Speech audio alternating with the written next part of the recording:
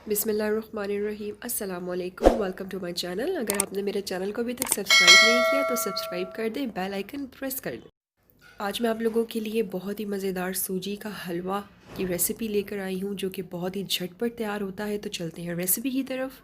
सूजी के हलवे की जो मेजरमेंट होती है वो यही होती है कि जितनी सूजी है उतनी या उससे थोड़ी सी कम चीनी है। सूजी के ग्लास आप देख रहे हैं। अब आगे जो चीनी है वो भी मैंने उसी के मुताबिक ली है। मीठा जो है वो बिल्कुल ठीक होता है, अपने मीठे के लिहाज से आप कम या ज़्यादा थोड़ा सा कर सकते हैं। 2 गुना ज़्यादा आप पानी डालते हैं। 1.5 ग्लास से थोड़ा सा कम मेरे पास जो था वो सूजी और चीनी का था। उसमें मैंने 4 ग्लास पानी के ऐड किए हैं। उसके अंदर मैंने चीनी ऐड कर दी है। उसके बाद मैंने थोड़ा सा पिंच जो है वो ज़रदा रंग, ये आप देख रहे हैं, 1 से 2 पिंच के करीब मैंने ज़रदा रंग इसके अंदर ऐड किया और इसको पकने के लिए रख दिया। घी इसके अंदर काफ़ी ज़्यादा अमाउंट में जाता है। आप देख रहे हैं कि मैंने तकरीबन 7 से 8 चम्मच जो है वो घी के डाले हैं इसके अंदर। उसके बाद 5 से 6 इलायची आप इसके अंदर डाल दें। मेल्ट होने का मैंने वेट किया है। उसके बाद मैंने इसके अंदर तमाम जो सूजी थी वो मैंने इसके अंदर ऐड कर दी है। उसको मैं बहुत अच्छे तरीके से भूनूंगी। आंच जो है वो इसकी मीडियम है, मीडियम से हाई मैंने नहीं की है। जब मुझे लग रहा है कि हल्का सा तेज़ हो रहा है तो मैं उसको बिल्कुल लो के ऊपर लेकर आ रही हूँ।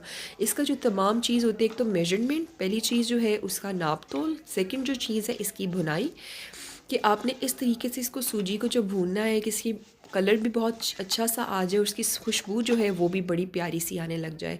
देखिए, मुझे घी थोड़ा सा कम लग रहा था तो मैंने घी इसके अंदर ज़्यादा ऐड किया है।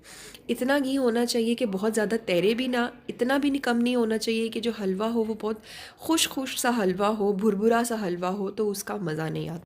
अगर मैं मेजरमेंट के लिहाज से घी बताऊं तो जो ग्लास मैंने आपको दिखाए थे वो पौना ग्लास जिसको कहते हैं, 75% जो था वो फिल हुआ हुआ था ग्लास, वो इसके अंदर घी का गया था। देसी घी डालें तो क्या ही बात है। बहरहाल मैंने जो है वो डालडा यूज़ किया है। बहुत अच्छे तरीके से मैं इसको भूने जा रही हूँ। घी की क्वांटिटी है वो इतनी है कि जब इसको मैं छोड़ रही हूँ तो ये इसके ऊपर ऊपर आप देख रहे हैं, आपको घी नज़र आ रहा है। इस तरह से जो है इसकी लुक होनी चाहिए।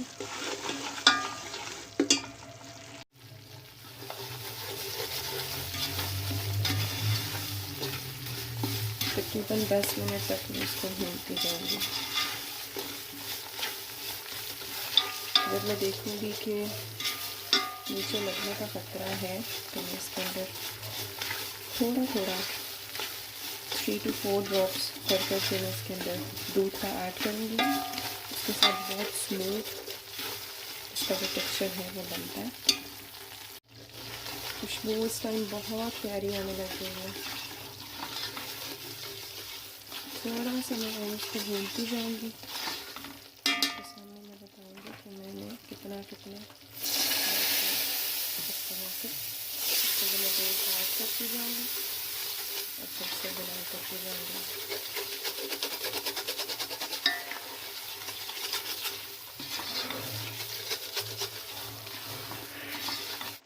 बहुत अच्छे तरीके से बुनाई कर रही थी जब उसके साथ ही मैंने इसके अंदर 4 से 5 चम्मच जो है, खाने के चम्मच इसके अंदर दूध के ऐड किए हैं। वो जो है आपके हलवे को बहुत ही मज़ेदार सा एक फ्लेवर देता है और बहुत नरम नरम सा जो हलवा होता है, दानेदार भी लगता है लेकिन बहुत नरम हलवा बनता है, बहुत मज़ेदार बनता है। तो वो आपने जिस तरीके से मैंने ऐड किया है वो आप ऐड करें। जो लोग नहीं करते हैं तो वो डिफरेंस जो है इसका ख़ुद चेक करेंगे कि कितना डिफरेंस होता है बग़ैर दूध के हलवे का और दूध वाले हलवे का। तो अब जो आप देख रहे हैं कि बहुत अच्छे से जब बुनाई हो जाएगी तो अब जो इसका नेक्स्ट पॉइंट है, अब उसकी तरफ चलते हैं। इस टाइम पे मैंने देचकी को चूल्हे के ऊपर से उतार के साइड पे रखा क्योंकि मुझे वीडियो बनानी थी। आप देख रहे हैं कि घी जो है वो साइड्स पे नज़र आना चाहिए, बिल्कुल खुश्क नहीं होना चाहिए, जैसे मैंने आपको पहले बताया।